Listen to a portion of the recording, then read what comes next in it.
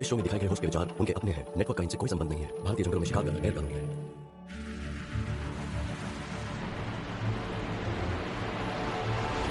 मैं जिम्बाब्वे में हूँ और मैं जा रहा हूँ लेक करीबा की तरफ, जहाँ दुनिया के सबसे खतरनाक मैन ईटिंग क्रोकोडाइल्स ने अपना घर बसाया हुआ है और वो रोज उस एरिया के लोगों और जानवरों पर हमला करते हैं। लेकिन वहाँ पहुँचने से पहले मुझे अफ्रीका की या शायद पूरी दुनिया की सबसे खतरनाक और मुश्किलों से भरी व्हाइट वाटर नदी में सफर करके आगे जाना होगा, यानी ज़ैम्बेज़ी रिवर।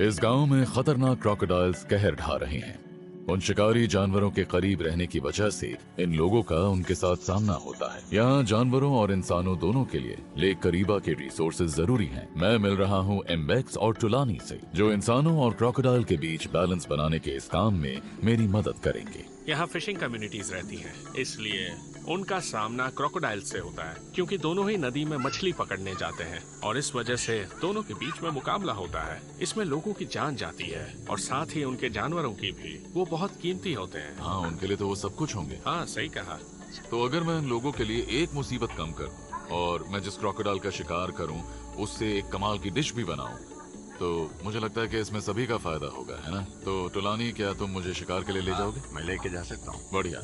मेरी तुमसे जब फोन पर बात हुई थी तब तुमने बताया था कि तुम्हारा दोस्त भी हाल ही में क्रोकोडाइल हमले का शिकार हुआ था।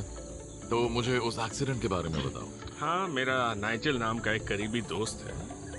उस पर क्रोकोडाइल ने अटैक किया था। पर बेहतर होगा कि आप उसकी कहानी उससे ही सुनिए। लो, आ गया नाइजेल। हेलो मारियो, मिलकर अच्छा लगा। तुम तब क्या कर रहे थे जब उस क्रोकोडाइल ने तुम पर हमला किया?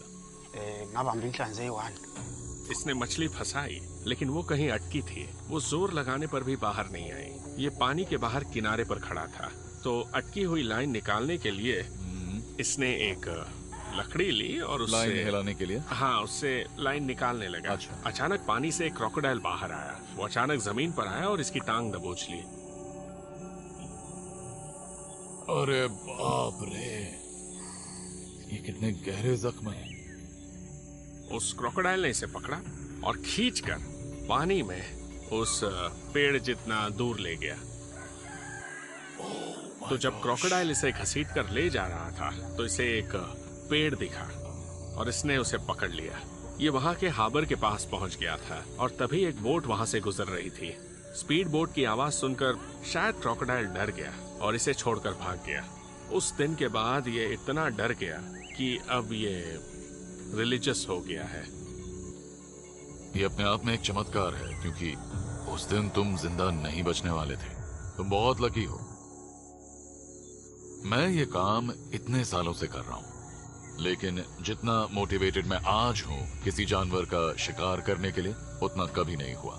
मुझे इन लोगों के लिए बहुत बुरा लग रहा है। इनके साथ ऐसा नहीं होना चाहिए। इनकी हालत देखकर मुझे तकलीफ हो रही है। तो अब मैं नदी के आसपास जाकर पूरे एरिया को चेक करूंगा और कोशिश करूंगा कि उन मैन ईटिंग क्रोकोडाइल्स में से एक को तो ठिकाने लगा दूं। यही मेरा गोल है।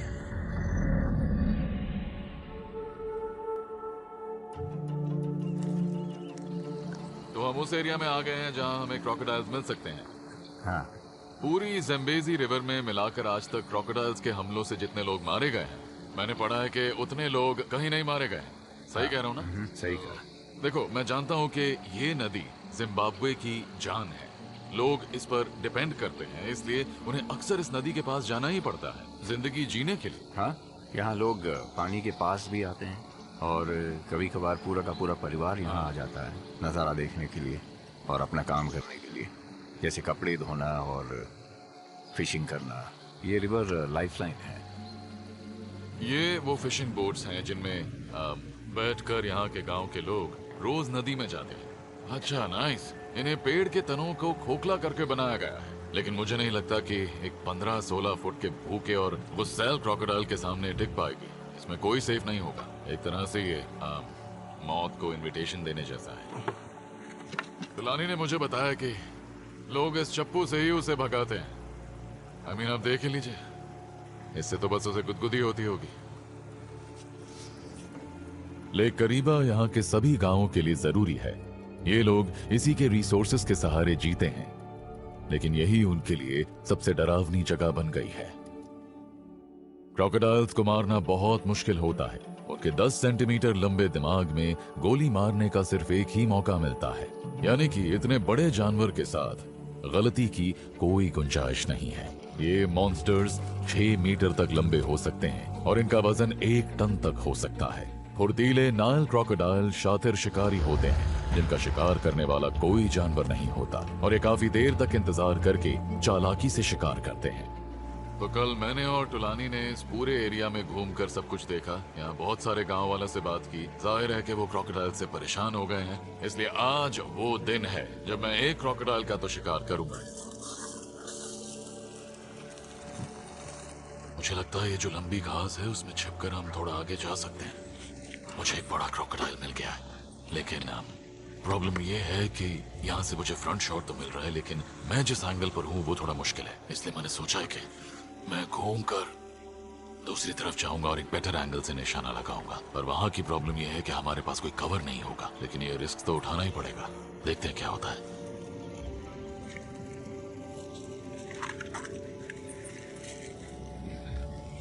ये तो बड़ा छोटा है। हाँ, दूसरे एंगल से बड़ा लग रहा था लेकिन छोटा है। हाँ, तो ये नहीं चलेगा।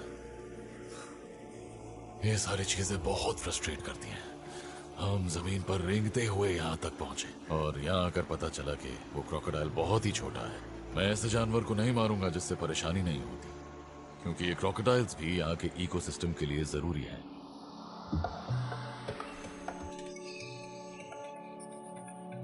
फिलहाल यहाँ इन क्रोकोडाइल्स का ब्रीडिंग सीजन चल रहा है, और जैसा कि आप यहाँ देख सकते हैं, ये जो पूरा गड्ढा है यहीं पर फीमेल क्रोकोडाइल्स अपने अंडे देती हैं, फिर मिट्टी से इसे ढक देती हैं।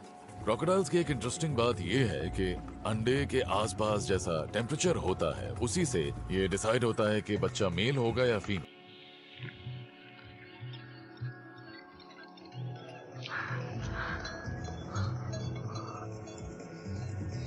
इसके नीचे शायद अंडे हैं, तुम्हें दिख रहे हैं? हाँ, दिख तो रहे हैं, कुछ तो है। हाँ, एक मिनट रुको, ये देखो। हाँ, शायद दम घुटने से मर गई थी। अजीब बात है। यहाँ हालात बहुत मुश्किल है। देखिए, मुझे कुछ कहने की जरूरत नहीं है, आप देख ही सकते हैं कितनी गर्मी है। टेम्परेचर शायद 40 या 45 डिग्री सेल्सियस होगा। क्रोकोडाइल्स के लिए भी ये बहुत ज्यादा गर्मी है, तो वो भी बाहर नहीं आ रहे हैं।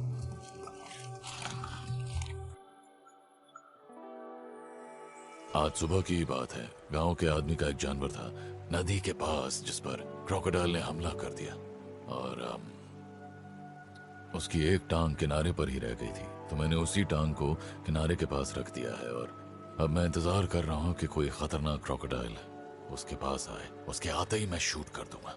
मैंने अपने आप को अच्छे से छिपा लिया है, और अब बस मुझे इंतजार करना है।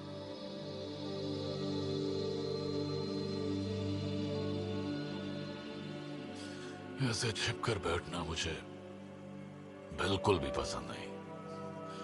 चेहरे का एक्सप्रेशन देखिए, मैं बहुत बोर हो गया हूं। क्रोकोडाइल्स जल्दी सामने नहीं आते। उनका शिकार चालाकी से और सब्र यानी पेशेंस से करना होगा।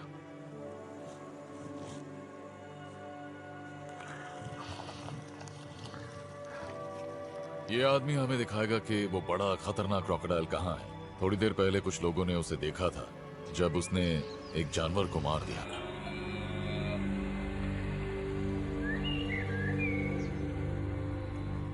आप देख सकते हैं कि यहाँ क्रोकोडाइल्स कितना नुकसान करते हैं। खतरनाक होने के साथ साथ ये जानलेवा भी होते हैं और लोगों की जिंदगियां बर्बाद कर देते हैं। जो मैं देख रहा हूँ समझ नहीं आता मैं क्या कहूँ, मेरे पास शब्द नहीं है। इन क्रोकोडाइल्स को ढूंढना इतना मुश्किल क्यों है, जबकि इनकी आबादी तो बढ़ रही है? इसका मतलब ये बहुत चालाक है। हाँ, ये आसानी से सामने नहीं आते। सही कहा। हमें अभी अभी सामने दो बहुत बड़े क्रोकोडाइल्स दिखाई दिए हैं, तो अब हम धीरे धीरे उनकी तरफ जाएंगे। वो नदी के बीच एक ऊंची जमीन पर है।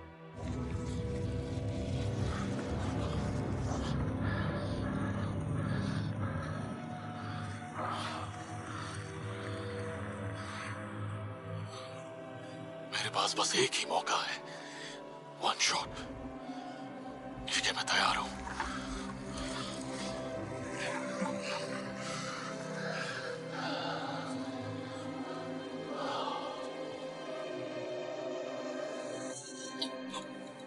गन के झटके से चोट लग गई। थोड़ा सा खून बह रहा है, लेकिन मैंने एक बहुत बड़े शिकार को मार गिराया। ये देखिए, जो चोट का निशान है, अब हमेशा याद रहेगा। कभी कभी ऐसा हो जाता है।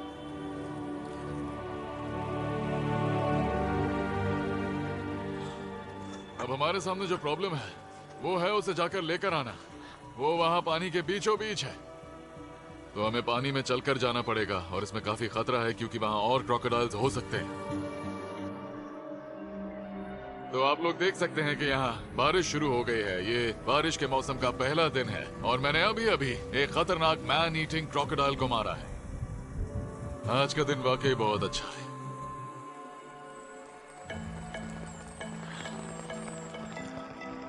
वो वहां सामने है, मुझे दिख रहा है।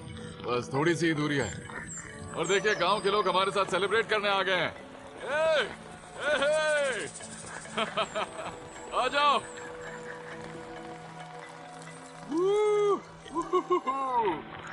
देखिए कितना बड़ा है, पास से तो और भी बड़ा लग रहा है।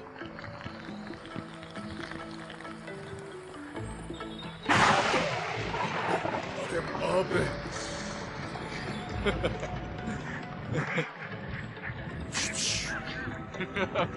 क्रोकोडाइल्स पहली प्रॉब्लम है, और हम सब पर बिजली गिर सकती है, ये दूसरी प्रॉब्लम है। इसके अलावा बारिश तेज हो सकती है, ये तीसरी प्रॉब्लम है। जैसा कि आप लोग देख सकते हैं, ये जानवर सच में कुछ ज्यादा ही बड़ा है। ये किसी पर भी आसानी से हमला कर सकता है, चाहे वो इंसान हो या जानवर। हम इसका पूरी तरह से इस्तेमाल करने वाले हैं, कुछ भी वेस्ट नहीं करेंगे। मीट खाएंगे, स्किन निकालेंगे, और गांव वालों के लिए कम से कम एक मुसीबत कम हो गई।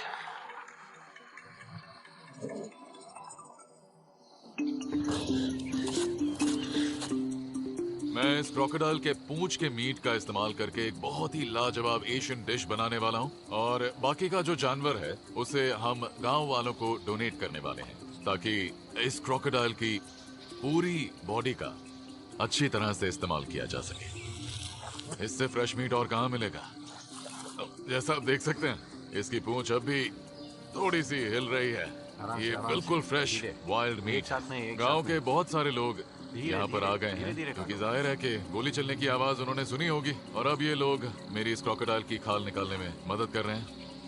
और अब मुझे एहसास हो रहा है कि इसे मारना कितना जरूरी था, और इसीलिए ये लोग यहाँ आकर मेरी मदद कर रहे हैं। ये देखिए, ये बहुत ही बढ़िया मीट का पीस है, मेरे लिए इतना काफी होगा। ये देखिए, ये एक बहुत ही क्लीन मीट है, और साथ ही हेल्दी प्रोटीन का सोर्स भी। बाकी का मीट निकालकर मैं इन लोगों में बांट दूंगा, और उसके बाद हम डिनर बनाएंगे। आज का दिन फैंटास्टिक था। मैंने यहाँ लोगों के लिए मुसीबत बने क्रोकोडाइल का शिकार किया। गांव के लोगों को खाना भी मिल गया, इसलिए आज मैं बहुत खुश हूँ। जिम्बाब्वे में आज का ये दिन शानदार था।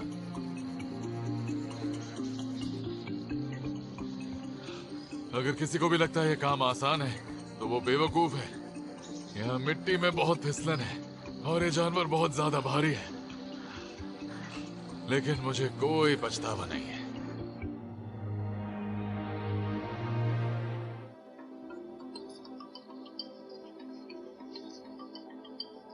लेक करीबा के पास मेहनत से शिकार करके मैं क्रोकोडाइल की पूंछ के मीट से एक सदर्न एशियन डिश बनाने वाला हूँ। इस मीट के लिए चाकू की धार तेज होनी चाहिए, क्योंकि क्रोकोडाइल का जो मीट होता है थोड़ा सख्त होता है।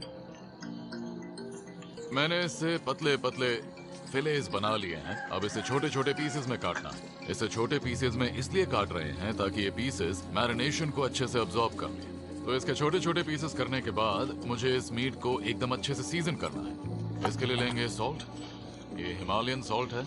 इसके बाद डालेंगे पेपर, थोड़े से चिली फ्लेक्स,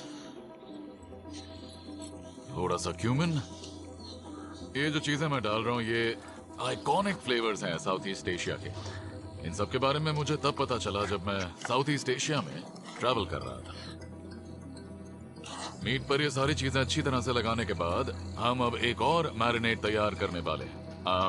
मेरे पास ये गार्लिक है, जिंजर, चिली, शैलट और लाइम भी है। ये जो गार्लिक आप देख रहे हैं ये बहुत ही छोटे हैं क्योंकि ये अफ्रीका से हैं, और ये छोटे इसलिए हैं क्योंकि ये बिल्कुल ऑर्गेनिक है। ये बिल्कुल नेचुरल तरीके से उगाए गए हैं। ओके, अब कुक करने के लिए आग जला लेते हैं। जब तक आग तेज होती है हम मैरिनेट तैयार कर लेते हैं। एक्चुअली ये एक ड्रेसिंग की तरह है जिसे हम एंड में इस डिश पर डालने वाले हैं। तो चलिए शुरू करते हैं। ये है rice wine vinegar, soya sauce. दुनिया भर में जितनी भी एशियन डिशेस बनती हैं उसमें ये डलता ही है। अब इसमें डालेंगे थोड़ा सा चिली पेस्ट। स्पाइसीनेस के साथ साथ इससे डिश को हीट भी मिलेगी। और फिर हम इस लेमन को ग्रेट करके डालेंगे लाइम जेस्ट। इसे अच्छे से मिक्स करेंगे। क्या बात है, ब्यूटीफुल, कमाल की खुशबू है। तो हमारे क्रोकोडाइल मीट के लिए एशियन स्टाइल ड्रेसिंग अब तैयार है। इसे एक तरफ रख देते हैं और अब हम कुक करेंगे हमारे क्रोकोडाइल मीट को। तो मुझे यहाँ के लोगों ने ये ग्रिल दिया है, इसे मैं आग के ऊपर रख रहा हूँ। इससे मेरा काम हो जाएगा। और जो वॉक है वो इसके ऊपर परफेक्टली फिट हो गई है। और याद रखिएगा ये बहुत इंपॉर्टेंट है कि ये वॉक बहुत ज्यादा गर्म हो ताकि डिश जल्दी बने। Secret ingredient sesame oil. Sesame oil का स्मोक पॉइंट ज्यादा होता है, इस वजह से ये बहुत अच्छे से गर्म हो जाता है और फ्लेवर भी बढ़िया होता है। अब इसमें डालेंगे मीट के पीसेस। इस वक्त इस वॉक से कमाल की खुशबू आ रही है। मीट अच्छे से सीजन हुआ है और मैं देख सकता हूँ कि मीट में सारे इंग्रेडिएंट्स के फ्लेवर अब्सॉर्ब हो गए और हमें यही चाहिए। ठीक है, तो अब हम इसमें डालेंगे ये सॉटे इंग्रेडिएंट्स जिन्हें हमने काट कर रखा हुआ था। इनसे भी इस डिश को एक अलग फ्लेवर मिलेगा। एक तरह से फ्लेवर्स की लेयर्स एक के बाद एक बन रही हैं। चलिए अब प्लेटिंग करते हैं। सबसे पहले क्रोकोडाइल के मीट के पीसेस को इस तरह से रखेंगे और फिर इसके ऊपर डालेंगे हमारी सीक्रेट ड्रेसिंग। उसके बाद लेमन या लाइम जो भी आपके पास हो आप डाल सकते हैं। इससे एक सिट्रिक टेस्ट आएगा। फ्रेश बेसिल और थोड़े सेसमी सीड्स। ये टेक्सचर के लिए है। आपको याद होगा हमने कुक करने के लिए सेसमी ऑयल डाला था। और लीजिए ये तैयार है। साउथ ईस्ट एशियन कुकिंग से इंस्पिरेशन लेकर यहाँ जिम्बाब्वे में मैंने आपके लिए बनाई है क्रोकोडाइल मीट से बनी ये जबरदस्त डिश। जिम्बाब्वे में कुछ शानदार दिन बिताने के बाद मैंने क्रोकोडाइल के मीट से एक बढ़िया डिश बनाई है। और यहाँ मेरे साथ मेरे अच्छे दोस्त एम्बेक्स हैं जो इस डिश को ट्राई करेंगे। एम्बेक्स खाकर बताओ तुम्हें ये कैसी लगी। अच्छी है? ये बहुत टेस्टी है, मजा आ गया। मुझे मानना पड़ेगा डिश तो बहुत अच्छी है। मैं अपनी तारीफ खुद नहीं कर रहा हूँ, बड़ी सच में टेस्टी है। तो एम्बेक्स, जिम्बाब्वे की मेरी ट्रिप बहुत ही अमेजिंग रही। यहाँ का कल्चर भी मुझे बहुत अच्छा लगा। मैं यहाँ आया और मैंने उस जानवर का शिकार किया जो इन लोगों को परेशान कर रहा था। ये मेरे लिए कमाल का एक्सपीरियंस रहा। मुझे बुलाने के लिए थैंक यू एम्बेक्स। My pleasure. मैं हूँ मारियो कैल्पो, ये है मैन ईट्स वाइल्ड और जिम्बाब्वे का सफर यहीं खत्म होता है।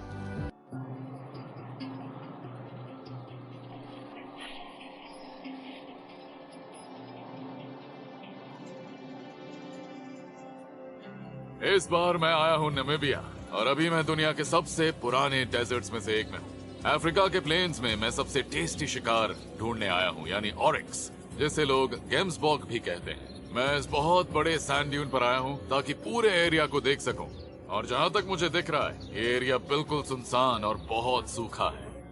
ये मेरे आज तक के सबसे मुश्किल शिकारों में से एक होने वाला है।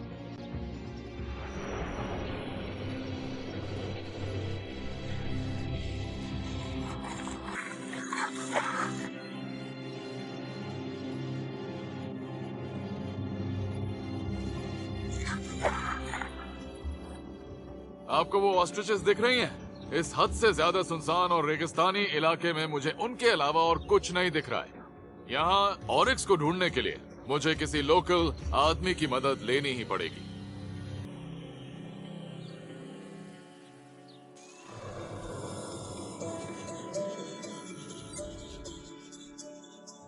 अब मैं यहाँ के रहने वाले एक आदमी मैथ्यू से मिलने जा रहा हूँ। मुझे बताया गया है कि वो ऑरिक्स का एक्सपर्ट है और इस एरिया को भी अच्छी तरह से जानता है, तो शायद वो मुझे बता सकता है कि मुझे क्या करना चाहिए। मैथ्यू। Hi Mario. हाँ, nice to meet you. Nice to meet you. कैसे हो? मैं बिल्कुल ठीक हूँ। Welcome to our valley. Oh thank you. आ जाओ।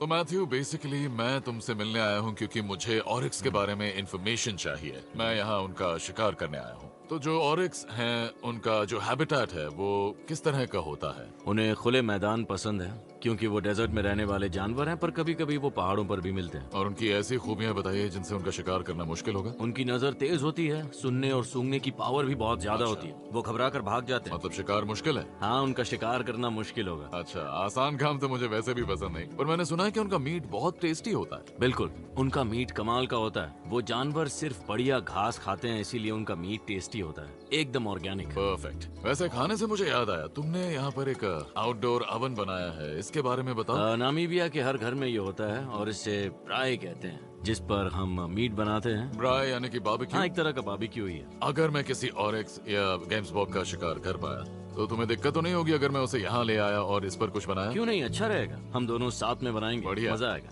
और बस एक आखिरी बात मुझे पूछनी थी, क्या तुम मैप पर मुझे वो जगह दिखा सकते हो जहाँ पर मैं गेम्सबॉक या ऑरिक्स का शिकार कर सकता हूँ? हाँ चलो, मैं तुम्हें मैप दिखाता हूँ। ठीक है।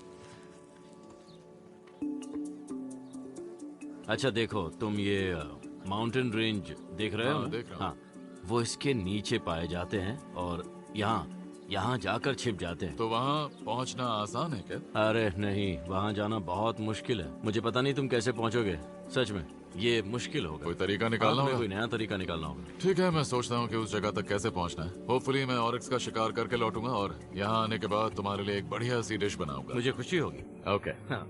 Thank you so much All the Matthew. best, Mario. मिलते हैं।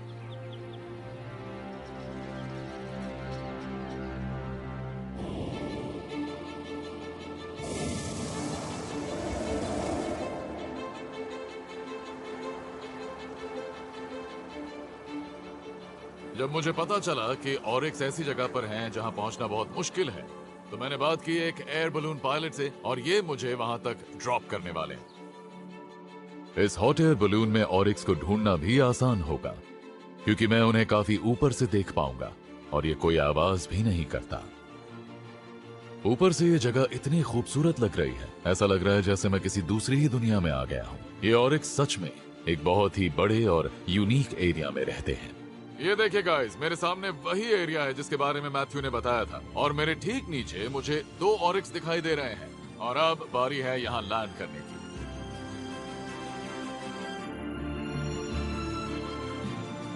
थैंक यू सो मच यार लाने के ऑल लिए। The best Mario. जी, हैप्पी thank you। हंटिंग।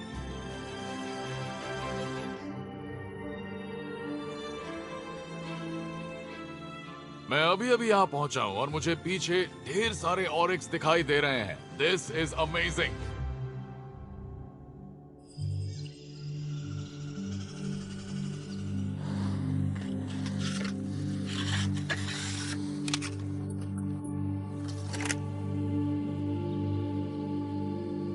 पहाड़ों से नीचे उतरने के बाद मुझे सामने खुले मैदान में गेम्सबॉक यानी ऑरिक्स दिखाई दे रहे हैं। ये उनका ही एरिया है जो एक खुला मैदान है। मेरे ख्याल से इस चढ़ाई से ऊपर जाकर मैं अच्छे से देख पाऊंगा।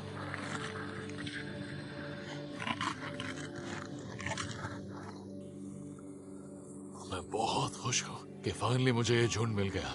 अच्छा हुआ मैं पहाड़ी से नीचे आ गया। वो मुझसे लगभग 550 मीटर की दूरी पर है और ये प्लेन्स यानी कि खुले मैदान में है जो इनका नेचुरल हैबिटेट है। लेकिन शिकार करना आसान नहीं होगा क्योंकि ये खुला मैदान है, तो मेरे लिए छिपने की जगह बिल्कुल नहीं है।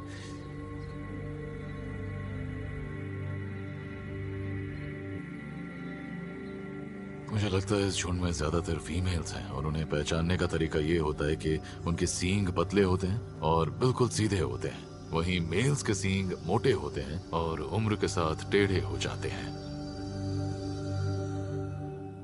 ये देखिए, पूरा का पूरा झुंड वहां से भाग खड़ा हुआ, जो मेरे लिए बुरा है। एक कमाल का मौका हाथ से चला गया, पर अच्छी बात यह है कि मैं जानता हूँ कि नेचर में सारे जानवर मिलजुल कर ही रहते हैं। आपने अगर एक जानवर को डराया, भले ही वो कोई भी जानवर हो, तो वो दूसरों को आगाह कर देगा। अगर एक जानवर भागने लगता है तो सभी भागने लगते हैं। वो एक तरह से एक दूसरे की मदद कर रहे हैं। नेचर में तो ऐसा ही होता है।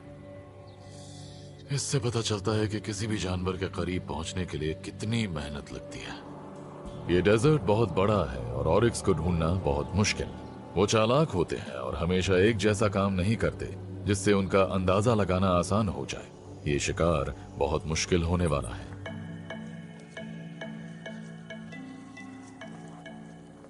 तो आप जो देख रहे हैं वो एक सोशेबल वीवर बर्ड नेस्ट है।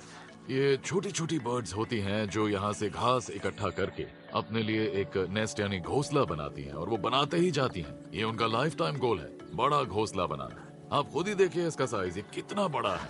अब इसकी बस एक ही प्रॉब्लम है, इतने बड़े घोंसले के आसपास येलो किंग कोबराज और ब्लैक माम्बाज पाए जाते हैं। ये दोनों स्नेक्स घोंसले में घुस जाते हैं और तबाही मचा देते हैं। वो सारे अंडे खा जाते हैं, बर्ड्स पर हमला करके उन्हें भी खा जाते हैं, और फिर इस घोंसले को अपना नया घर बना लेते हैं। तो अगर नामीब डेजर्ट में आपको ऐसा कुछ दिख जाता है तो प्लीज मैं यही कहूंगा कि उससे जितना हो सके दूर रहें।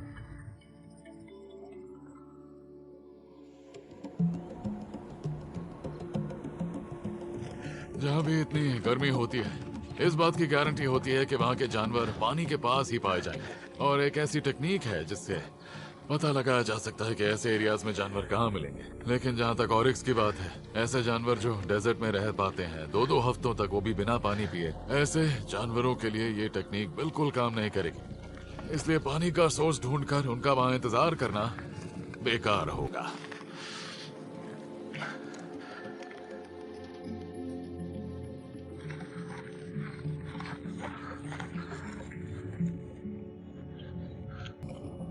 वो उस छोटी पहाड़ी को पार करके उस तरफ जा रहे हैं। एक बहुत बड़ा ऑरिक्स है, वो भी उस तरफ गया। मुझे तेजी से उस तरफ जाना होगा और हो सकता है मैं उनके पास पहुंच जाऊं।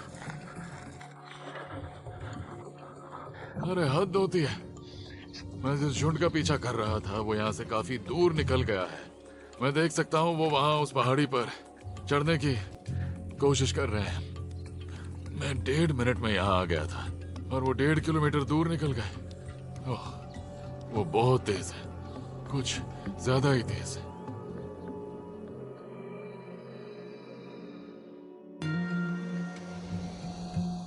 तो मैं अब भी शिकार के लिए ऑरिक्स की तलाश में हूँ। अभी तक कोई कामयाबी नहीं मिली है। मैं बेवकूफों की तरह उनके पीछे जा रहा हूँ और वो दूर से ही मुझे देख लेते हैं और भाग जाते हैं। और हवा उनकी तरफ बह रही है तो मेरी सेंट उन तक पहुंच जाती है। अभी के लिए तो यहाँ हालात मेरे खिलाफ है।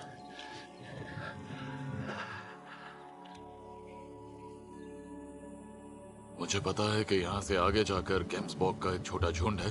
वो मुझसे लगभग 1.5 किलोमीटर दूर है। मैं धीरे धीरे उनके पास जा रहा हूँ, पर प्रॉब्लम यह है कि ये हवा जो है मेरा सारा काम बिगाड़ रही है और उनकी नजरों से बचकर उनके पास पहुंचना नामुमकिन लग रहा है। इसलिए मैं उन झाड़ियों के पास जाने वाला हूँ। देखते हैं कि वहां से निशाना लगता है या नहीं। मैं वक्त नहीं गवा सकता।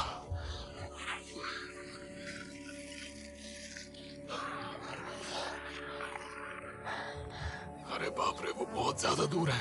यहाँ से निशाना लगाना बहुत मुश्किल है। ये एक बड़ा झुंड है, लगभग 400 मीटर दूर है। हवा उन्हीं की तरफ बह रही है और मुझे नहीं पता कि मैं कामयाब हो पाऊंगा या नहीं, पर कोशिश तो करनी ही पड़ेगी। बहुत हो गया पीछे भागना, अब निशाना लगाने का वक्त है।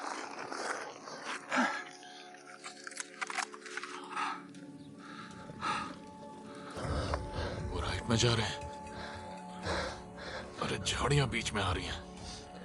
ये राइट में जा रहे हैं, राइट में जा रहे हैं। मुझे भी राइट में जाना होगा।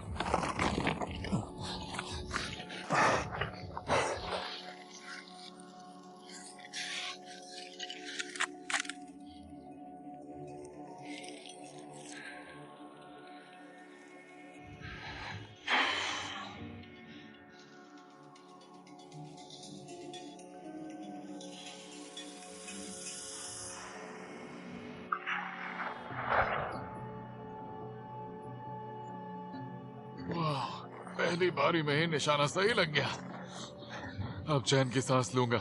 जो करने आया था फाइनली मैंने कर लिया। गेम्सबॉग का शिकार करना बहुत मुश्किल है। I mean, यहाँ का मौसम, हवा की दिशा, ऊंचे पहाड़ और ऑरिक्स जैसा जानवर जो इतनी तेज नजर रखता है, इन सारी चीजों के बावजूद मैं शिकार में कामयाब रहा।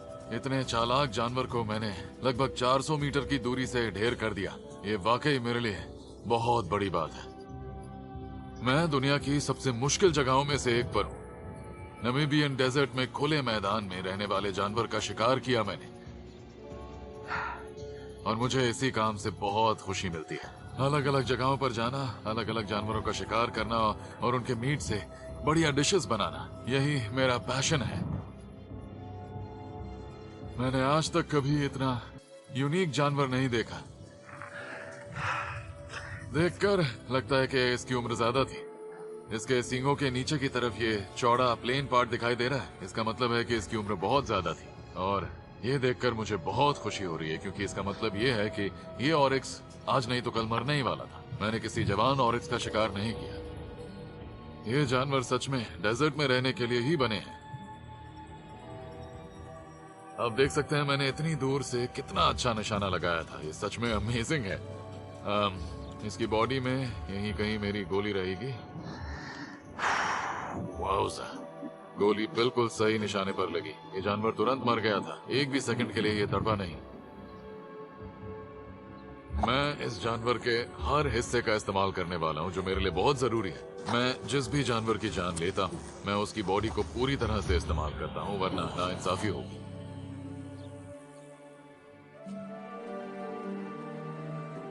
मैं इसे बांध कर ले जाऊंगा। ये बहुत भारी है और इसे लेकर जाना भी बहुत मुश्किल होने वाला है। मुझे 1-2 पहाड़ियों को पार करना है, लेकिन मैं कोई शिकायत नहीं कर रहा।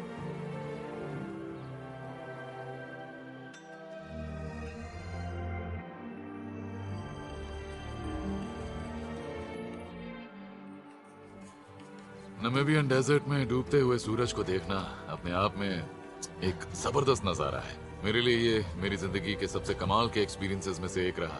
ये एरिया सच में बहुत खूबसूरत है, और मुझे यहाँ मिली है अमेजिंग ऑरिक्स, जो एक बहुत बड़ी फीमेल है। कल मैं इससे एक डिश बनाऊंगा, जिसे मैं आप सबके साथ शेयर करूंगा।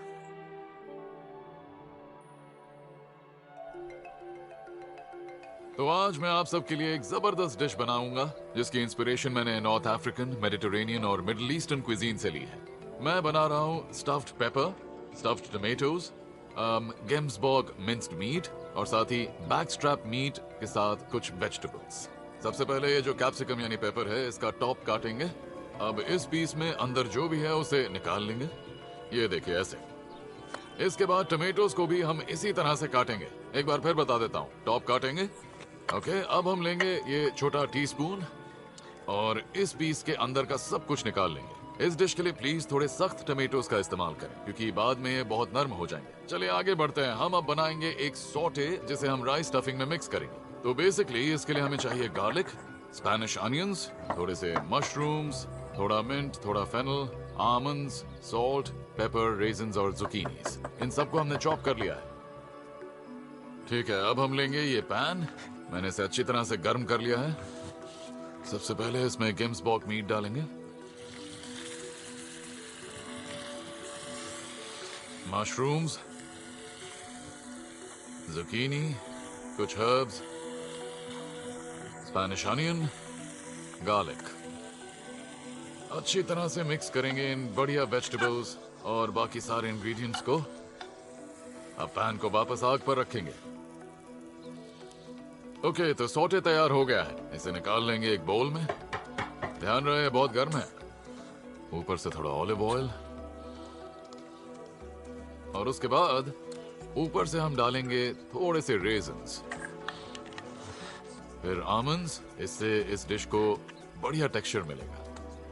और अब इस मिक्सचर में हम राइस डालेंगे। राइस डालने के बाद अपने हाथों से ही इसे और अच्छी तरह से मिक्स करेंगे। मैंने ये जो मिंस यानी कीमा बनाया है, इसमें 30% गेम्सबॉग फैट है और 70% मीट है। आपको लग सकता है कि मैंने इसमें फैट का कंटेंट ज्यादा रखा है, पर यह जरूरी है क्योंकि चावल बहुत जल्दी सूख जाते हैं और इसीलिए चावल में मॉइस्चर को बनाए रखने के लिए करना जरूरी है। ठीक है, तो अब हम इसमें डालेंगे ये टमेटो साल्सा। ये बेसिकली चॉप्ड टमाटोज हैं जिसे सूगो कहते हैं। अब जिन वेजिटेबल्स को हमने खोखला किया था उनमें इस मिक्सचर को हम भरने वाले हैं। जो टॉप हमने काटा था उसे वापस लगाएंगे। ये देखिए, परफेक्ट। पेपर्स और टमेटोज को अच्छी तरह से स्टफ करने के बाद इन्हें अवन में रखेंगे 200 डिग्रीज लगभग 1.5 घंटे के लिए। पर यहाँ पर एक अलग अवन है, इसलिए मैं ये यूज कर रहा हूँ। ये कास्ट आयरन कैसरोल है, इसे आग पर रखेंगे।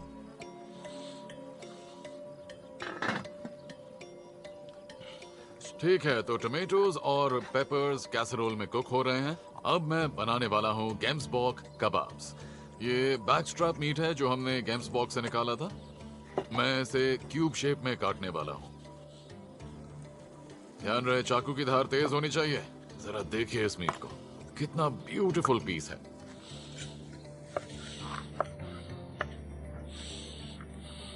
ठीक है, तो इस डिश का अगला इंग्रेडिएंट है ऑबजीन्स।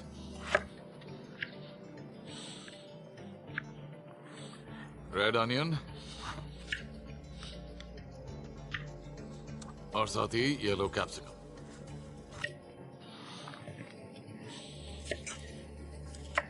अब मीट को सीजन करेंगे। यह है हिमालयन रॉक सॉल्ट, इसे अच्छी तरह पीस लिया गया है। मीट को सीजन करने के लिए ये मेरा फेवरेट सॉल्ट है। और साथ में पेपर। अब हम लेंगे एक मेटल स्क्यूअर और इस पर पहले लगाएंगे गेम्सबॉक मीट। एक पीस मीट, एक पीस वेजिटेबल। देखिए इस तरह से। ओके, तो स्क्यूअर्स तैयार हो गए हैं और जो कोल है उसका टेम्परेचर भी परफेक्ट है। मैं इन स्क्यूअर्स को मीट रैक पर रखूंगा और इन्हें ग्रिल करूंगा।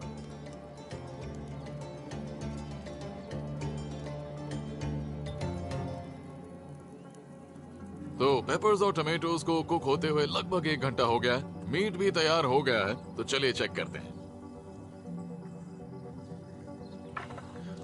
देखते हैं कैसा बना है। Perfect, beautiful colours. राइस भी अच्छी तरह से पक गया है। वेजिटेबल्स पर एक बढ़िया ग्लेज आ गया है। ये बहुत टेस्टी होने वाला है। ये भी पक गया है। परफेक्ट। ये देखिए दोस्तों, वेजिटेबल्स अच्छे से रोस्ट हो गए हैं और मीट भी अंदर तक सॉफ्ट हो गया है।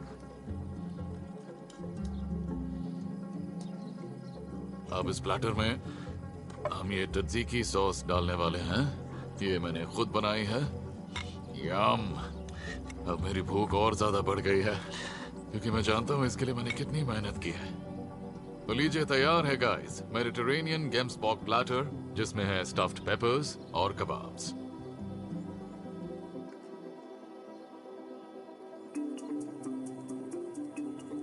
दिख तो अच्छा रहा है, टेस्ट भी अच्छा ही होगा ना? हाँ, ट्राई करके देख लो। बताओ ट्राई करके कैसा है? अरे टेस्ट अच्छा ही होगा, जस्ट किडिंग। टेस्ट करता हूँ।